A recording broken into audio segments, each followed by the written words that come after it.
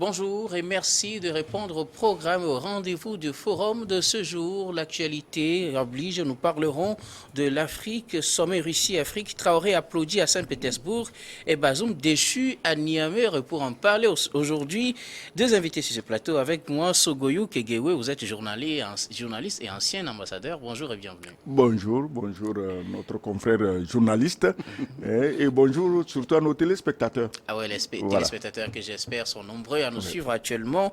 Notre deuxième invité, Kokou Chamsi, vous êtes panafricaniste et analyste en économie et politique. Bonjour et bienvenue.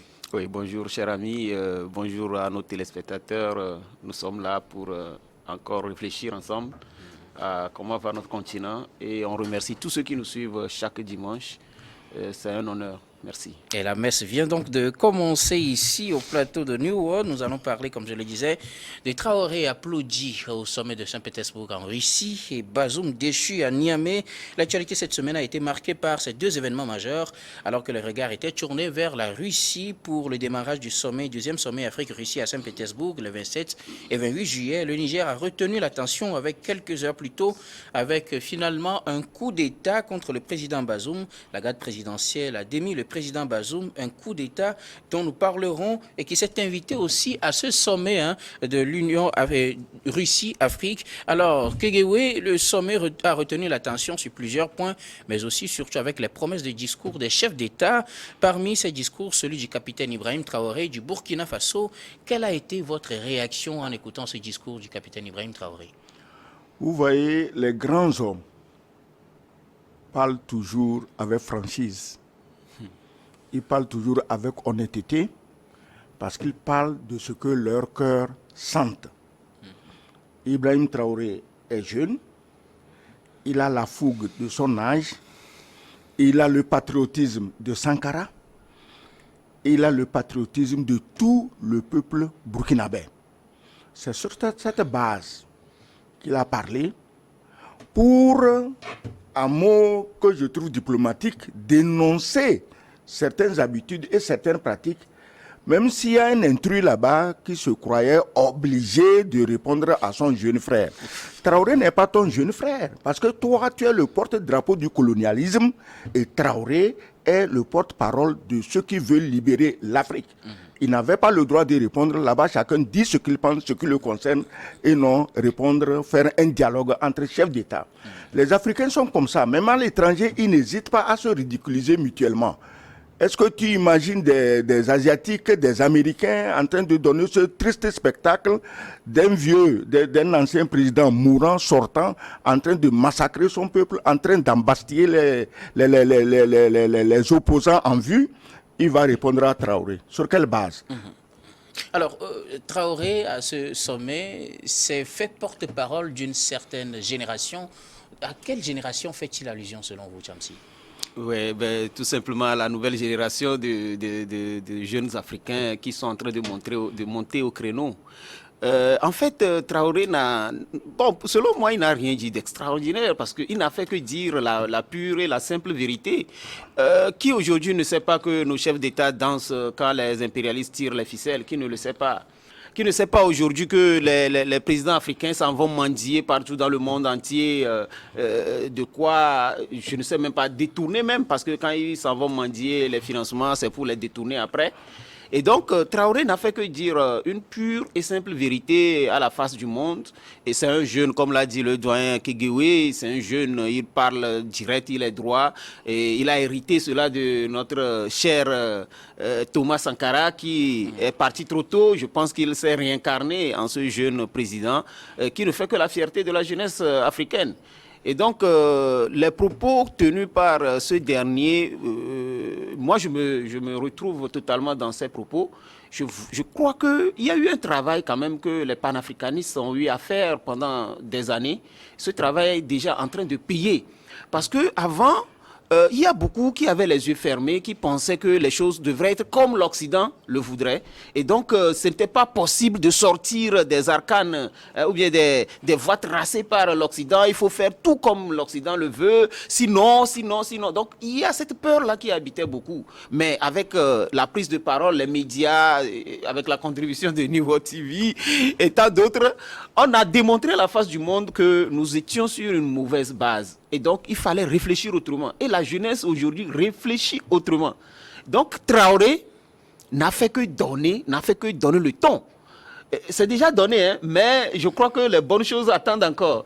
Ceux qui sont étonnés des propos de Traoré n'ont qu'à se préparer parce qu'ils en auront beaucoup plus. On risque peut-être d'en avoir plus. Traoré, qui s'est montré, comme je le disais, porte-parole d'une certaine jeunesse, mais cette jeunesse-là dont il s'est fait porte-parole, il incarne aussi au même moment un certain Thomas Sankara à un sommet de l'Union africaine. Que dites-vous des propos tenus par Traoré et surtout de la réaction maintenant de Macky Sall? Non, allons à la réaction de Macky Sall.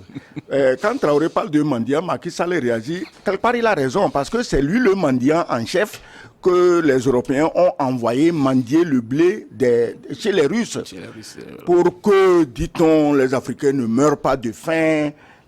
Et sur 32 millions, je le répète aujourd'hui, sur 32 millions de tonnes de blé sorties d'Ukraine, à peine 1 million sont allés aux Africains qui risquaient de mourir de faim. Donc, Macky Sall étant le mendiant en chef dans l'intérêt des Européens, il y a de quoi se sentir égratigné par les propos du jeune capitaine Traoré. Traoré, comme il a dit, il dit ce que tout le monde sait. Je ne sais même pas pourquoi on devait s'en offusquer. Je ne sais pas. Mais est-ce que quelque part, Macky Sall n'était pas en droit de se sentir touché? Parce que, comme vous l'avez dit, c'est lui qui avait conduit une délégation. Mais s'il se sent touché, qu'il aille se confesser ceux à qui le blé qu'il a mendié a profité. Ça ne nous intéresse pas. Il n'a pas à piailler dans une salle à Saint-Pétersbourg.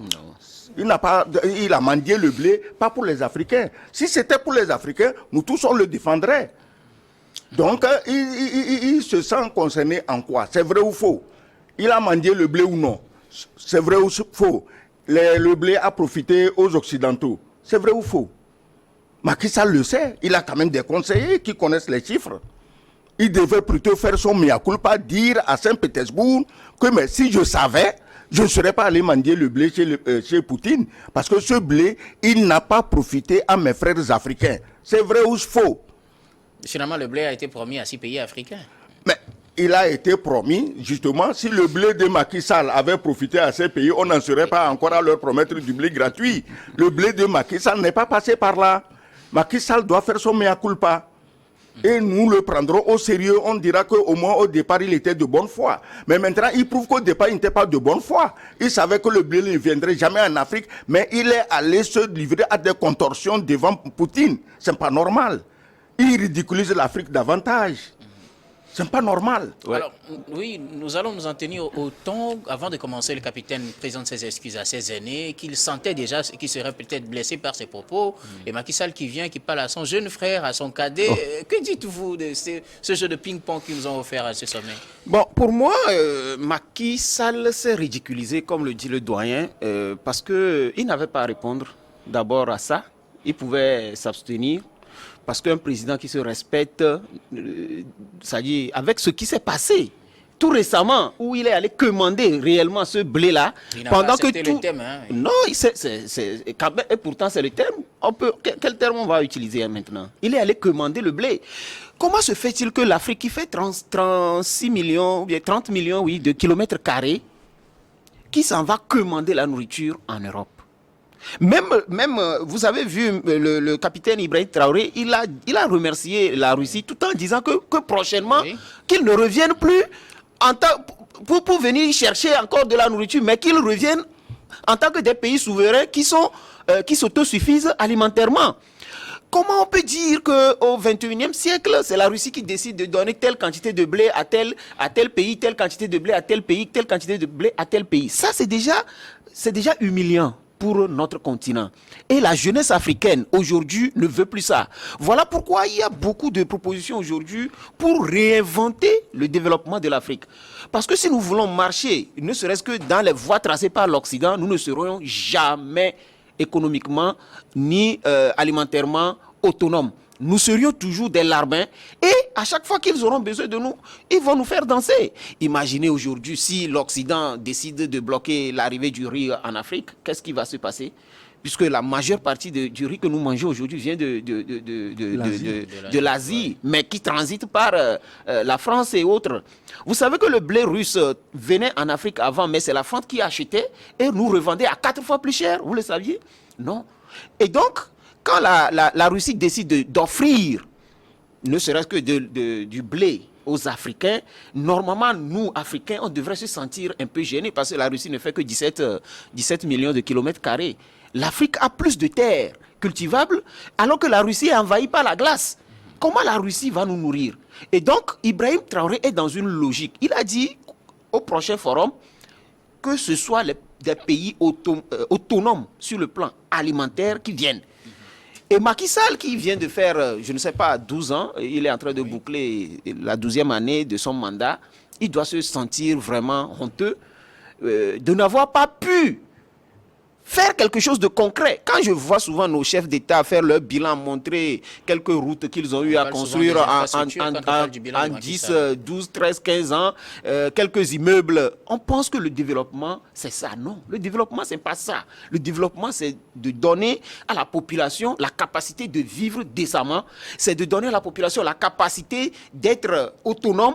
Et ensuite, le surplus peut aider à construire ces routes, à construire des immeubles, à faire des choses et à se donner un certain train de vie. Il ne suffit pas de construire quelques routes alors que ta population meurt de faim pour que tu puisses t'applaudir pour dire oui, moi j'ai construit tel nombre de, comment on les appelle déjà, les ronds-points façon là. Les échangeurs, voilà, c'est ça même, c'est ça qui est à la mode. On prend des photos et puis on montre à la télé, on a construit. On ne mange pas les échangeurs.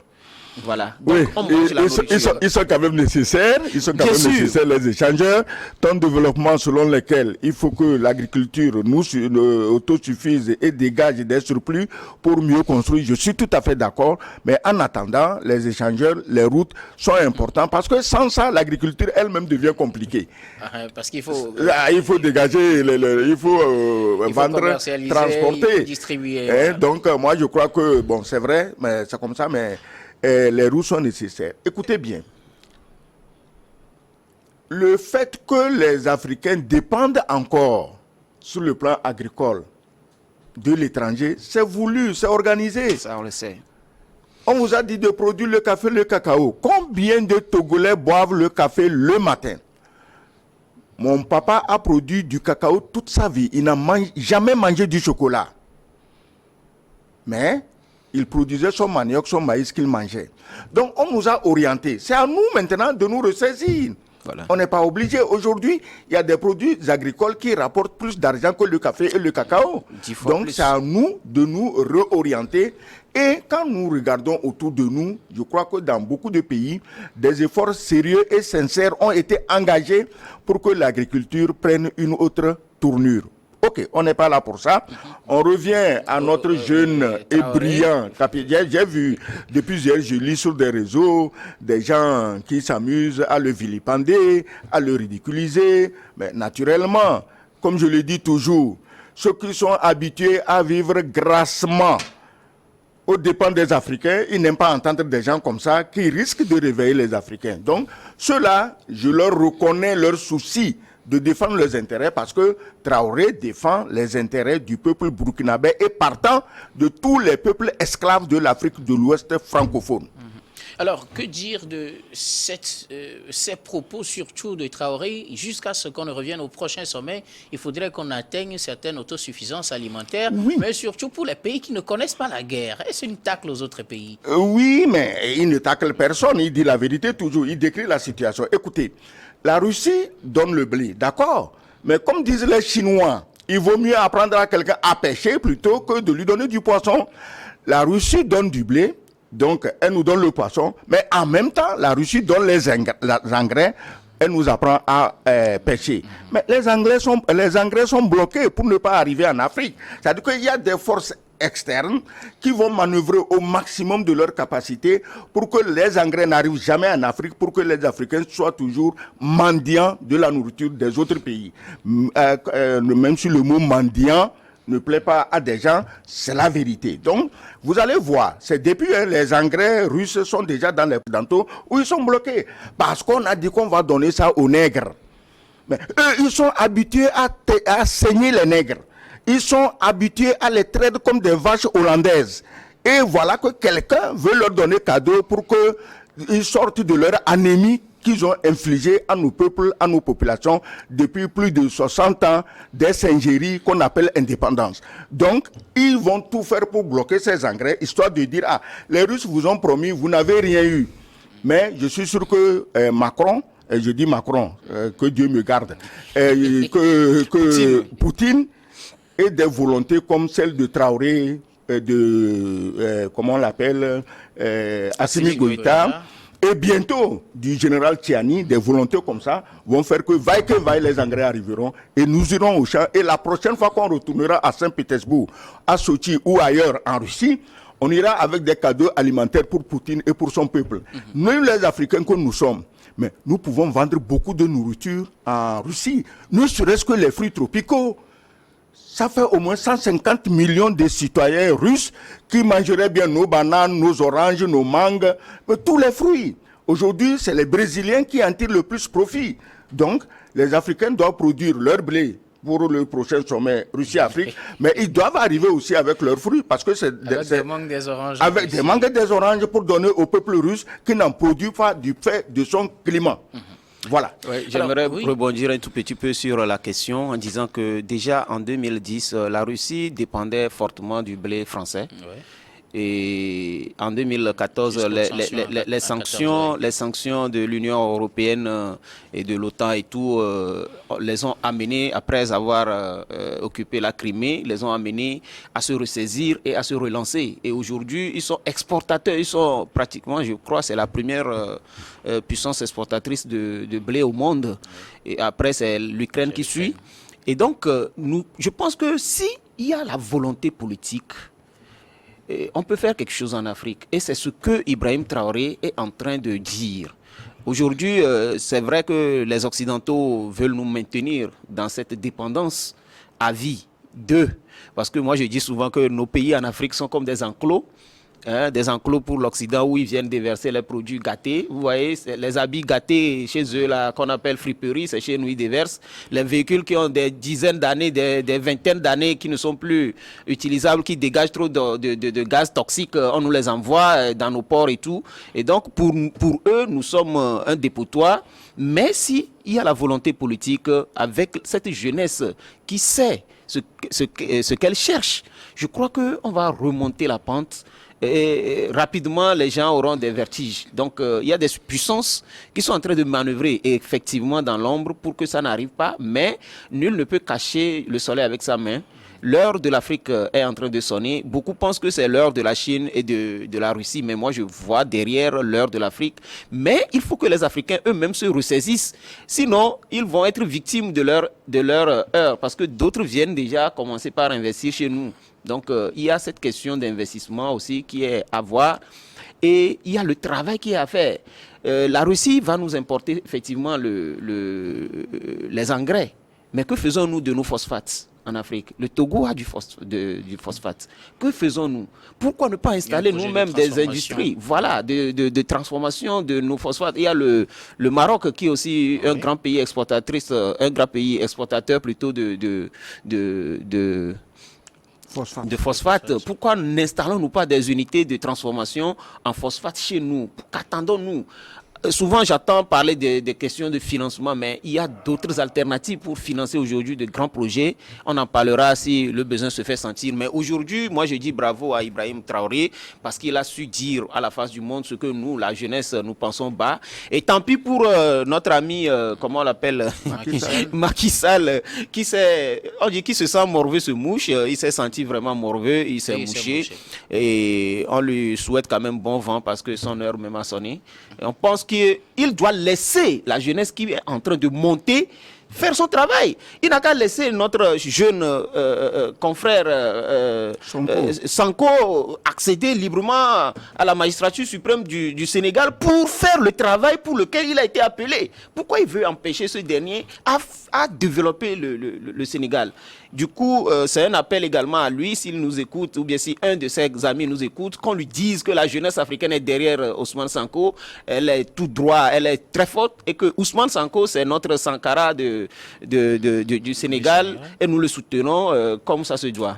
Merci. Nous allons rester toujours avec le discours du capitaine Traoré. Il a évoqué un aspect aussi, c'est le VDP, les civils qui se sont engagés à défendre leur pays au Burkina Faso et qui sont traités de Tchouleno, de milices, de chair à canon. Il a fustigé ces appellations-là. Ça, c'est un scandale et une grosse honte, surtout quand c'est des papators français qui racontent de telles âneries. Mais quand la France a été attaquée et que les Français ont fui comme des lapins devant les troupes allemandes, mais qui a sauvé la France? D'abord un général, De Gaulle. Aujourd'hui, il semble que les militaires n'ont pas le droit de prononcer un mot politique. C'est un général, en l'occurrence De Gaulle. Et de l'autre côté, un autre général, même maréchal, Pétain, a préféré signer l'armistice avec les Allemands et donner plus de la moitié sud de la France aux Allemands. Mais tout ça là, dès que les Français se sont réveillés, ils ont dit mais c'est pas possible. La France est un grand pays. Napoléon a été le militaire européen qui a fait le plus de conquêtes. Il n'y a pas de raison qu'aujourd'hui les Français fuient devant les Allemands comme des lapins. Et qu'est-ce qu'ils ont fait? Ils se sont organisés dans les maquis pour faire la résistance. Ils n'étaient pas militaires.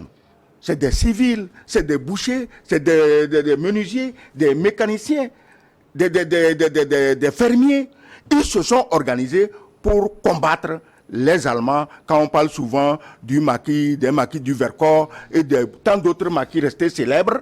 Et ces gens sont célébrés aujourd'hui en France comme des héros et non des miliciens. Voilà. Pourquoi quand des Africains veulent défendre leur pays, ils deviennent des miliciens? Comme si c'était des bandits. Mais c'est parce qu'ils savent que dans nos pays, si le peuple et la jeunesse se lèvent et portent les armes, aucun terroriste ne peut nous occuper. Or, leur plan, c'est de nous faire occuper par les terroristes. Nous encourageons les VDP burkinabés à servir de fer de lance à la jeunesse africaine qui, un jour ou l'autre, sera obligée de se lever pour défendre leur pays. Donc, dire que c'est des miliciens, c'est une insulte à tous les maquisards du Vercors et d'ailleurs qui ont lutté pour libérer la France. Je ne crois pas qu'un Français censé, connaissant tant soit peu un petit bout de l'histoire de son pays, ne peut traiter les VDP de milices. Les milices, on sait où elles étaient en France, en ce moment-là. Et comme il a dit, gloire au VDP, gloire au peuple burkinabé, oui, votre réaction? Oui, effectivement. Bon, à les entendre parler, on croirait que ceux qui sont militaires de fonction sont nés militaires. Ou bien est-ce qu'il y a quelqu'un qui est né militaire? Moi, je n'en connais pas. Ils ont été tous formés. Ouais. Mais pourquoi on recrute des VDP qui sont formés également et à qui on donne les armes pour aller combattre? Pourquoi on les traite de miliciens? Quand ils travaillent pour leur pays, pourquoi on les traite de miliciens? Pour moi, la définition de milicien, c'est un petit club qui est à la solde de quelqu'un pour aller commettre des actes, bon, souvent de banditisme ou autre. Et donc, comment qualifier un peuple souverain qui décide de former sa jeunesse, à qui il octroie des armes pour aller défendre la patrie? Comment on peut les qualifier de miliciens? Je me rappelle, pour aller dans le même sens que mon doyen Kegiwe, de la période de la Deuxième Guerre mondiale, ils sont venus, ils ont recruté des gens en Afrique ici, ils les ont formés sur l'État comme ça pour aller les défendre en France. Donc c'était des miliciens selon eux. Bon, moi je dis, Ibrahim Traoré fait un travail un peu spécial et capital en Afrique. quand le Mali a fait appel aux agents russes pour les aider dans les premiers jours, les gens les ont critiqués, ils disent oui voilà Wagner en Afrique, Wagner. Maintenant le jeune, il a fait le choix de défendre son pays par sa propre population, par sa propre jeunesse. Maintenant, on trouve des arguments pour traiter ce dernier-là de tous les noms. Quand c'est les locaux on crie, quand c'est... Oui, mais qu'est-ce qu'on veut? Vous savez, moi je dis, les Français, ils ne veulent pas que l'Afrique se développe. Ils ne veulent pas que l'Afrique lutte contre le terrorisme, parce que c'est eux qui financent le terrorisme. On en parlera tout à l'heure quand on sera sur le cas Niger. Comment la France finance le terrorisme, on va décortiquer. Et donc, ils ne sont pas contents quand la population fait corps avec son armée pour maintenant combattre les djihadistes. Et n'oublions pas que Bazoum en a fait cas, il a dit que les terroristes sont plus aguerris que nos armées. Mais comment un président de la République peut dire des conneries pareilles? Excusez-moi le terme. Et donc, Ibrahim Traoré a fait le choix de travailler avec la population burkinabèse. Il a fait le choix de mobiliser le financement nécessaire pour financer tout ça là par la population. C'est déjà quelque chose qui est alloué et nous, on est totalement en phase avec ce dernier. On le soutient à 100%. Alors, je reste avec vous. Ibrahim Traoré applaudit à Saint-Pétersbourg au moment où Bazoum est déchu. Un dernier mot sur ce discours, bien le sommet Russie-Afrique, avant qu'on aille au Niger maintenant. Je suis quelqu'un qui n'aime pas trop ces sommets Russie-Afrique, Corée-Afrique, Japon-Afrique, Chine-Afrique, Inde-Afrique, France-Afrique, Bénin-Afrique. Je ne sais pas quoi, c'est des noms qui me font mal au cœur. Sincèrement, les pays africains, c'est tout un continent, ce ne sont pas des pays. Il faut qu'on arrive maintenant à se faire respecter. Si un pays veut négocier avec nous, que le pays vienne vers nous. Mais tant que nous-mêmes, nous ne nous respectons pas, tant que nous-mêmes, nous ne nous affirmons pas, je crois que les autres ne vont pas nous respecter, les autres ne vont pas nous donner le respect qui nous revient. Voilà pourquoi on nous maltraite partout dans le monde. Partout, vous allez voir, les Noirs sont malmenés.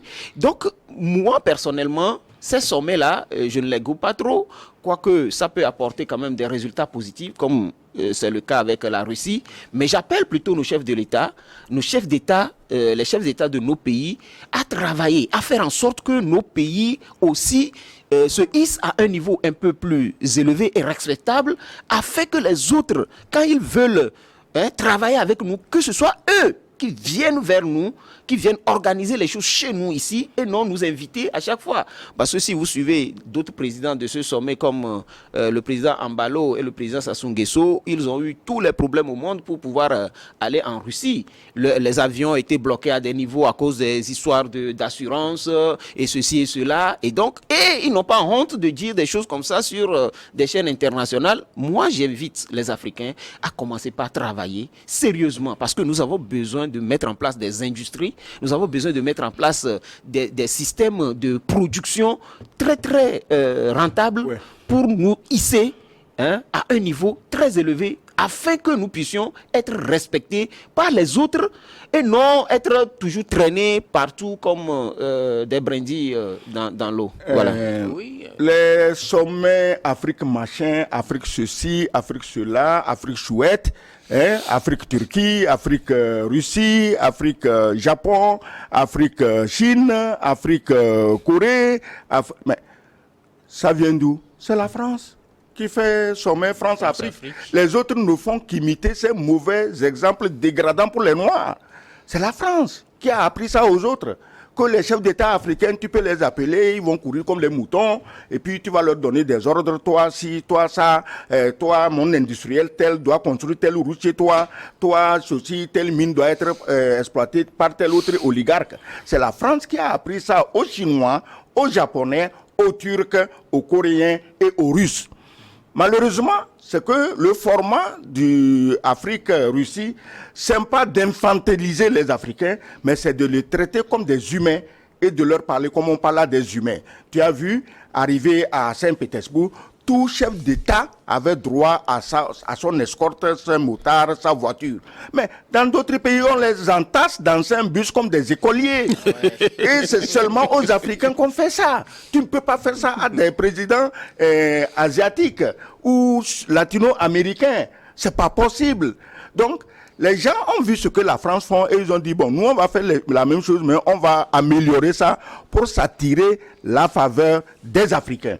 Maintenant, ils ont mis tous les moyens pour empêcher les Africains d'aller à Saint-Pétersbourg. Malgré ça, 17 chefs d'État, ils sont arrivés et le reste du continent, je crois, il y a à peine 3 ou 4 pays qui ne sont pas allés. 3 pays. Si Bazoum était à Saint-Pétersbourg, il n'aurait pas eu son coup d'État. Voilà. Alors, nous allons donc quitter Saint-Pétersbourg pour revenir en Afrique. Nous restons au Sahel, au Niger. Je le disais tantôt, bien avant l'ouverture de ce sommet, une surprise est venue du Niger, du moins une surprise pour certains, parce que vous, justement, Kegewe, vous annonciez ça déjà ici, vous aviez averti Bazoum, il devrait se préparer. C'était une prémonition ou bien une vision claire de la situation? Non, écoutez, je n'ai pas le don de prémonition, de voyance, je n'ai pas ça. Et même si j'avais ça, je ne viendrais pas exercer ce talent à la télé. C'est pas possible. Au fait, ce que j'ai dit, les gens disent, ah, vraiment, tu as dit ceci, tu as prévu. Non, c'est juste le résultat d'une analyse. Écoutez bien. Bazoum, bon, toi, tu aimes les Français, les Américains, les soldats, tout chez toi. Prends-les. C'est ton droit, non? Tu es souverain, tu es un pays, du moins c'est ce qu'on croyait, que c'est un pays souverain. Maintenant, tu envoies un général complètement débile. J'ai déjà parlé de ce général ici. Les gens m'ont accusé de l'avoir insulté.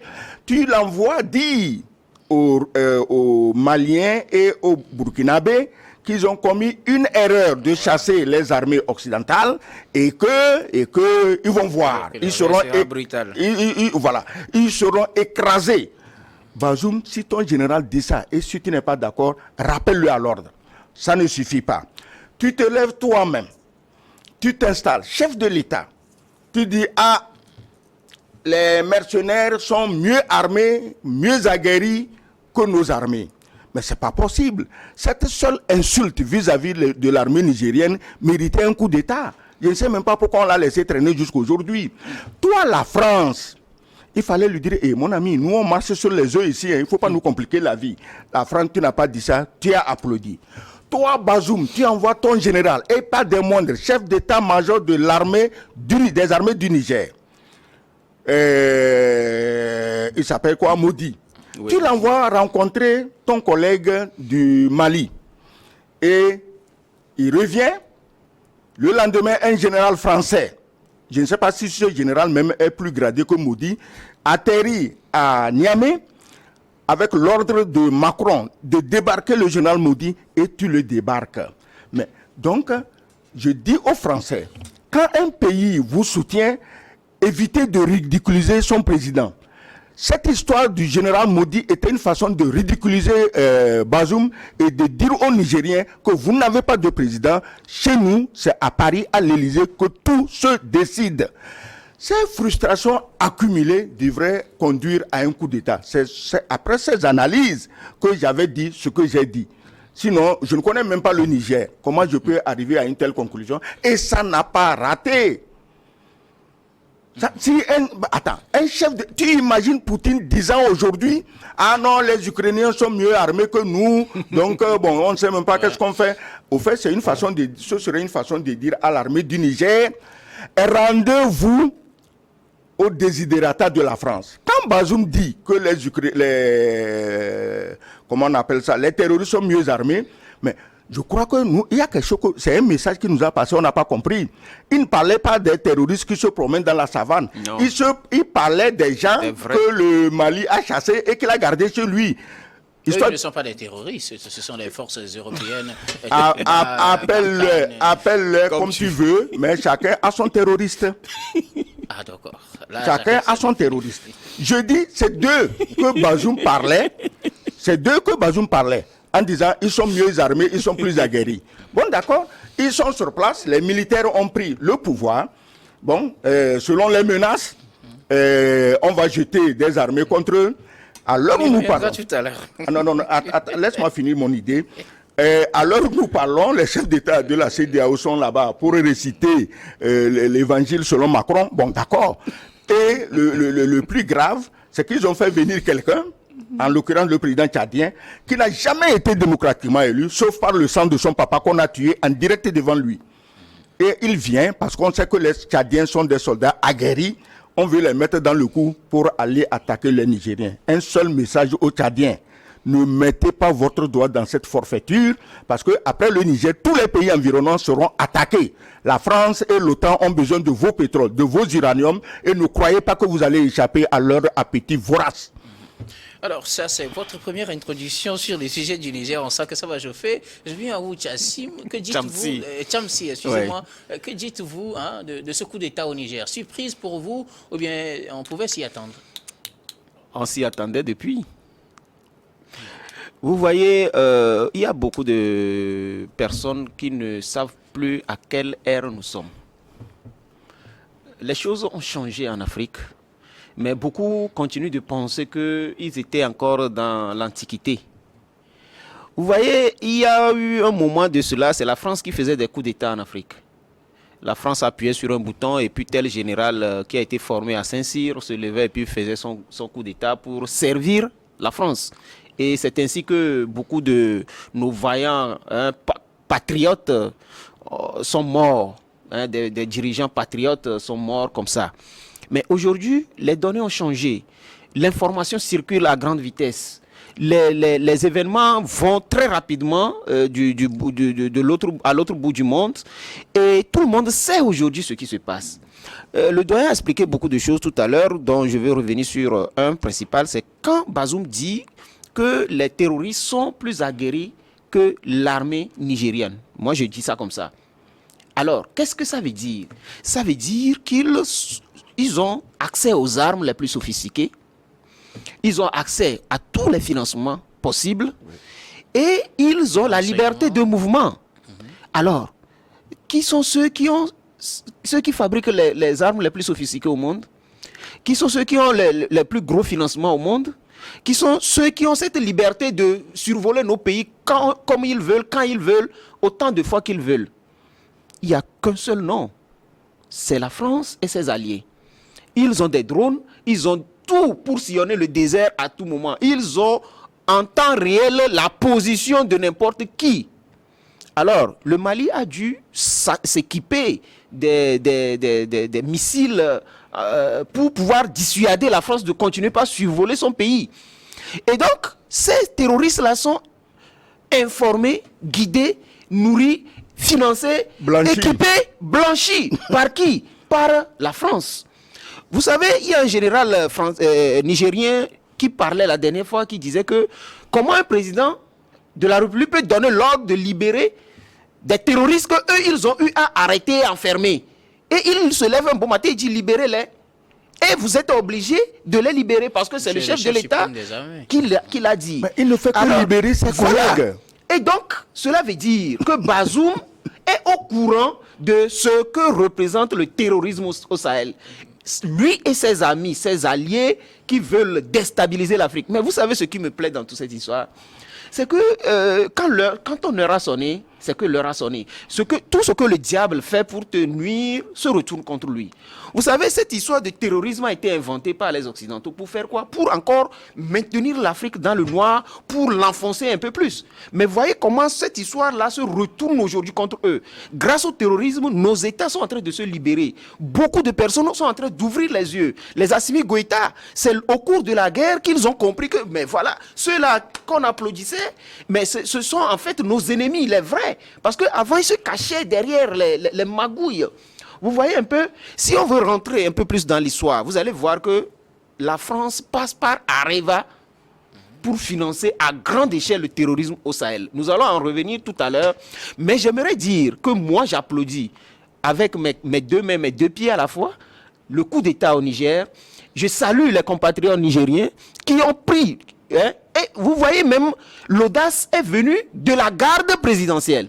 Ce n'est pas un autre corps. En fait. Voilà. Ça veut dire que c'est des gens là qui sont à l'écoute. Ils entendent tout. Tout ce qui se fait, ils sont au premier rang, ils savent.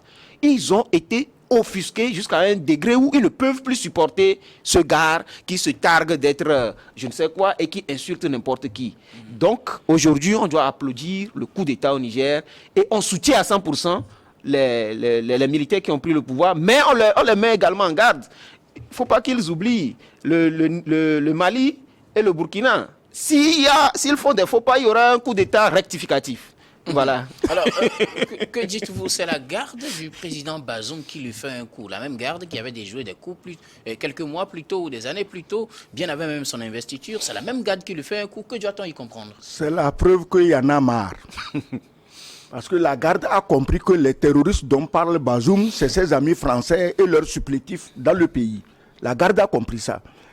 Et aujourd'hui, la preuve va nous être donnée que si un pays reçoit des bases françaises ou occidentales, il se condamne à mort parce que si le petit Macron est en train de gueuler à Paris, lui ne va pas accepter ça, il va attaquer, si on l'attaque, mais parce qu'il a des soldats sur place. Sinon, de quel pouvoir il dispose pour menacer les Nigériens? Mais en attendant, il faut passer quand même un message aux Nigériens, aux marcheurs aujourd'hui à Niamey. Évitez d'attaquer les ambassades, évitez les violences contre les diplomates. Vous voulez donner un prétexte aux Occidentaux pour intervenir. Il suffit qu'on dise, on a tapé un diplomate français, anglais, américain, on va dire, on veut tuer tous les Occidentaux à Niamey. Donc, comme à Kolwezi, la Légion va sauter. Parce que la Légion avait sauté sur Kolwezi au temps de Mobutu, juste parce qu'on a dit qu'on est en train de massacrer les Belges, les Blancs. Donc, ne donnez pas, j'ai dit bien aux marcheurs, au M62, le mouvement de la société civile, dit à tes marcheurs de ne pas se laisser infiltrer par des agitateurs payés par la France pour aller violenter les ambassades et les diplomates. Évitez ça. Vous n'êtes pas des étudiants iraniens à Téhéran. Dans les années 78, nous on était étudiants. Évitez ce scénario. Assimi Goïta a été applaudi. Ibrahim Traoré a été applaudi parce qu'ils n'ont exercé aucune violence contre personne. Imitez exactement ce qu'ils ont fait et vous allez vous en sortir. Maintenant, le coup d'État en lui-même, c'est la garde présidentielle. Ce général Tchiani, plus d'une fois, il a sauvé Bazoum d'un coup d'État.